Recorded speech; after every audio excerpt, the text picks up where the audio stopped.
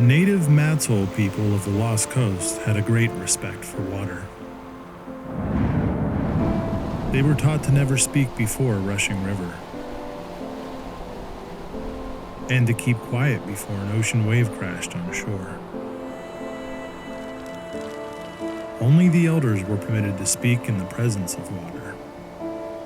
They had spent much time in its company, and the water had begun to know them.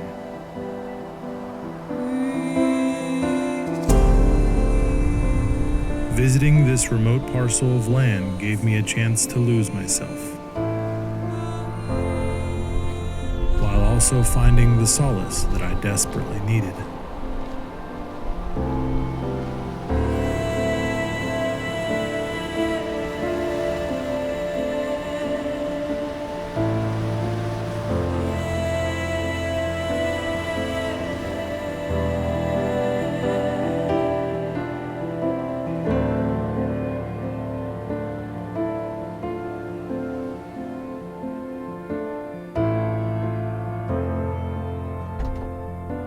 But first, I needed to get there. Located 225 miles north of San Francisco, the sleepy town of Shelter Cove hides 25 miles inland from the nearest freeway. After a foggy arrival in the town under the cover of night, I woke to an overcast scene in the morning. Then, our driver arrived. Myself and two other groups loaded into his long, white passenger van. We traveled 50 miles along the hilly back roads of the Lost Coast.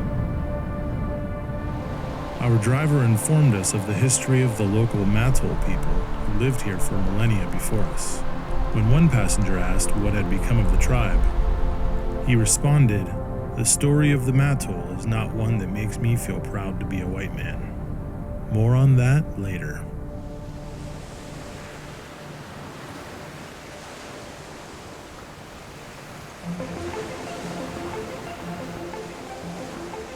Two truths became apparent as soon as I started on my journey.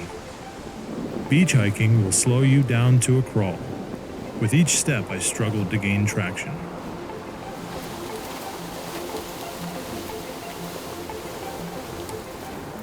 Secondly, I learned that I was going to be wet. There were at least 10 river crossings ahead of me, with most requiring a traverse of knee-high icy waters. Gore-Tex wasn't going to save me on this one.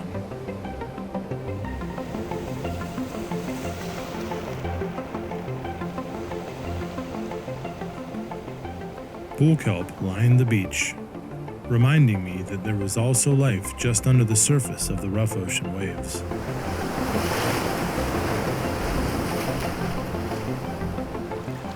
Tide pools contained a mixture of sea anemone, crabs, shellfish, sea stars, chitons, and California mussels.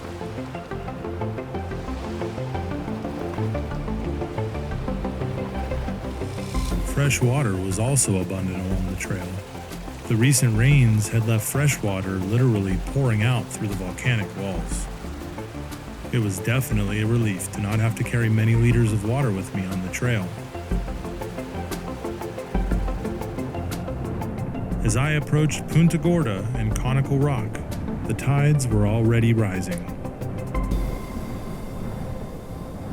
The Lost Coast offered the unique challenge of navigating according to a set of tide tables. Twice a day, sections of the trail are completely impassable because the waters rise and cover the coastline. Conical Rock marks the first of the 3 impassable zones along the trail.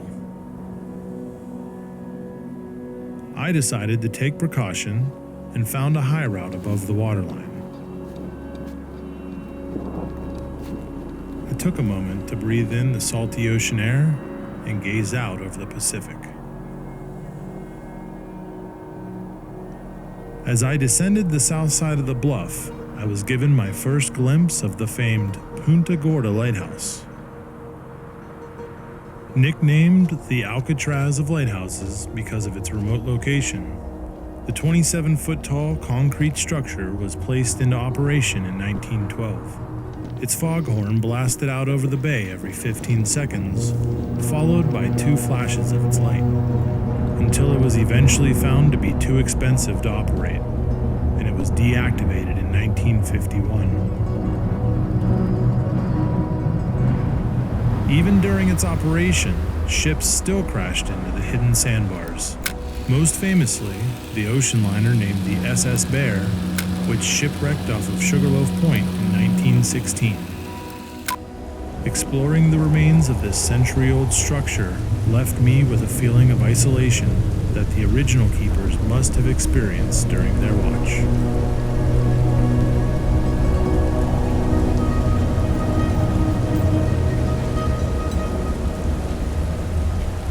Perched at the top of the lighthouse, I had my first chance to view the nearby elephant seal rookery.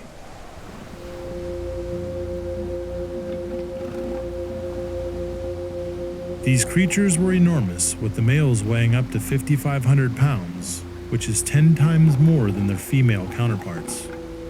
Males are equipped with a trunk-like snout from which they emit a god-awful snarl.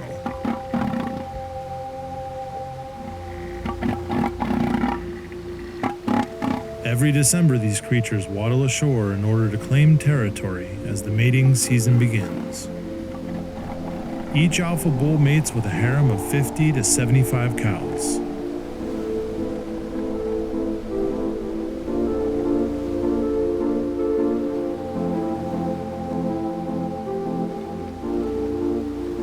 During this ritual, the bulls do not eat or drink, subsisting entirely by metabolizing their blubber. After mating has been completed, the cows return to the ocean, and the newborn calves are on their own to learn to swim and fish. Half won't make it back next year.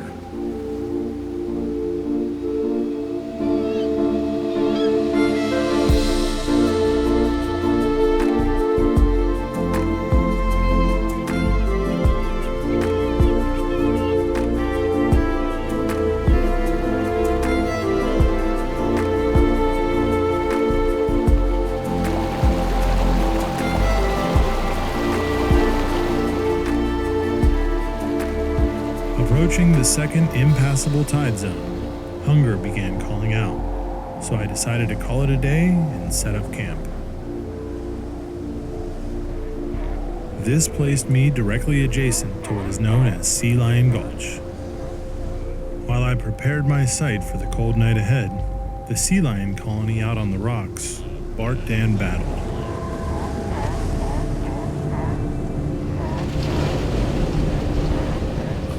I was fortunate to have all the ingredients for a cozy, warm night out on the trail.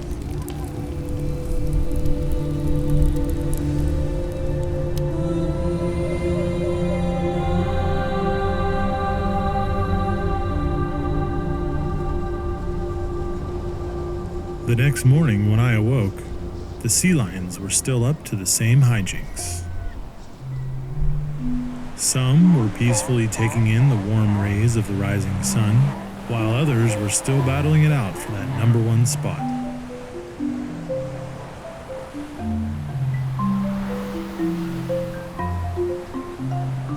Rocks at the edge of the sea were over-encumbered with mussels.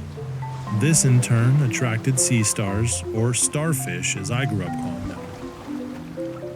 These 5-armed echinoderms devoured mussels for breakfast. They simply suctioned open the mussel's tough outer shell and inserted one of their 2 stomachs. Digestive juices broke down the mussel and absorbed it all back into stomach number 2. Gross.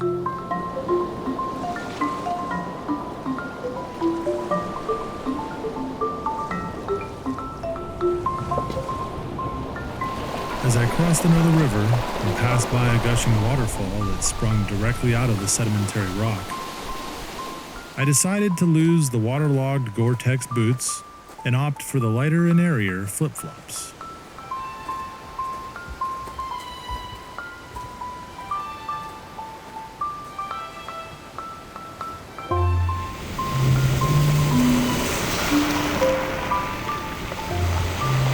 Sea stars weren't the only predators taking advantage of the early sunlight.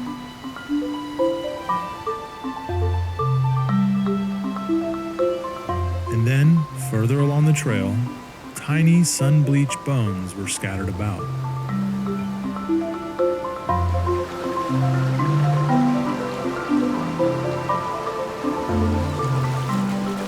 I then came across my next reminder of the history of the area. It was a small vacation shack that sat no more than a quarter mile from the edge of the sea. I would have happily taken shelter inside for an evening. However, the owners had different thoughts about that.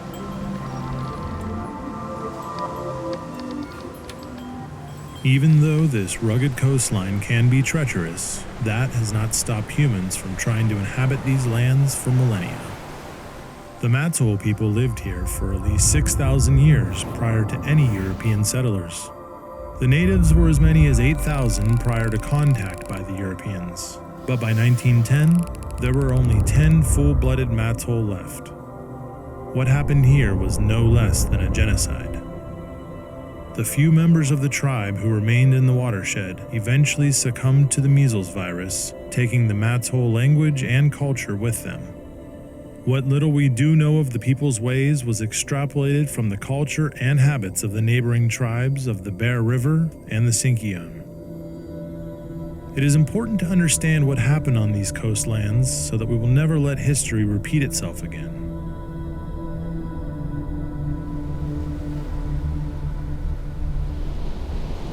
Not far past that cabin, I found my next camping location, right on the beach next to Kinsey Creek. I am one of those people that takes every opportunity to hop into a body of water while out on trail. Nothing feels better than a dip into ice-cold water after a long day of hiking. It really doesn't get much better than this.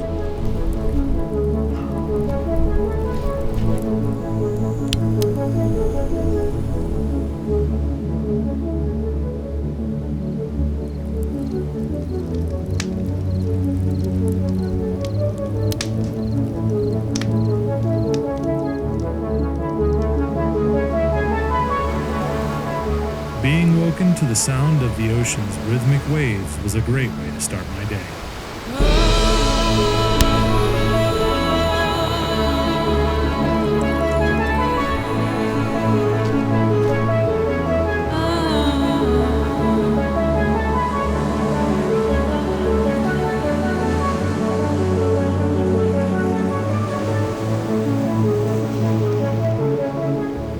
After packing up camp, the time came to hit the trail again for day number 3.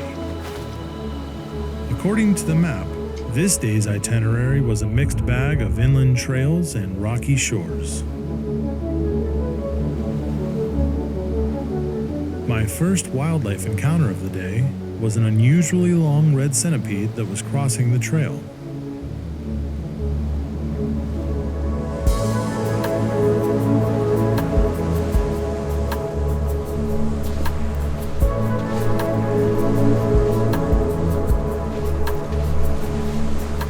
And then I came across another ravenous raven who was having quite a feast.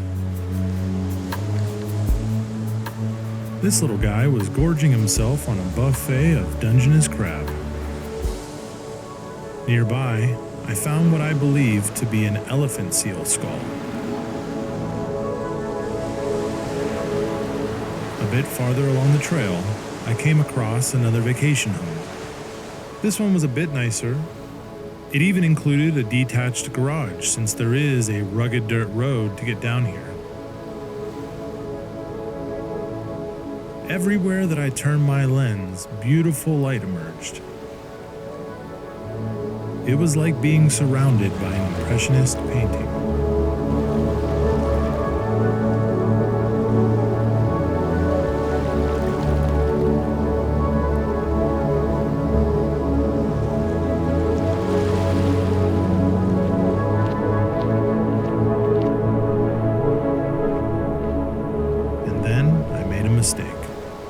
I tried to speed up the day by staying high on the bluff's hard edge, ignoring a sign to follow the sinking sand on the beach below.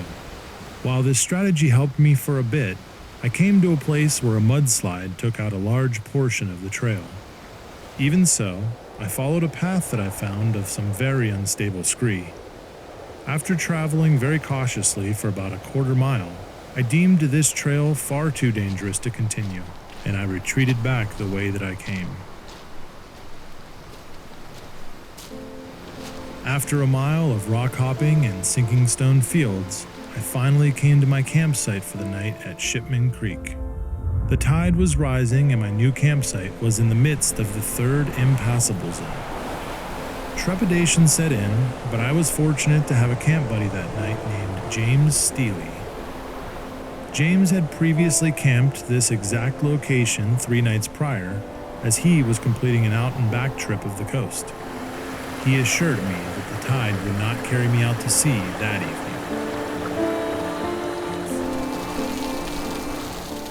After I took a quick wilderness shower in a nearby waterfall, James and I lounged around a fire while he entertained me with stories of his adventures along the Continental Divide Trail, a 3,100-mile trail that links Mexico to Canada and traverses 5 states.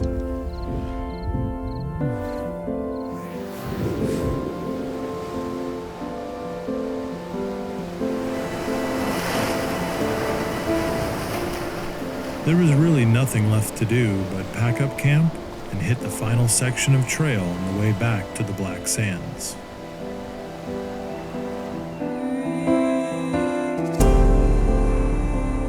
I spotted a rogue elephant seal playing King of the Hill with a flock of cormorants.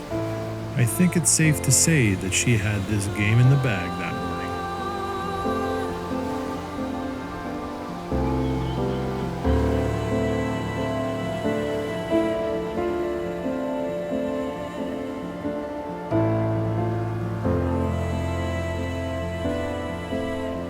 And then I discovered what I consider to be a luxury in the wild, a naturally occurring pool of fresh water that was formed by Gitchell Creek cutting through the beach on the way out to the sea. It was like having my own personal infinity pool on the edge of the Pacific. Even those cabin owners didn't have it this good.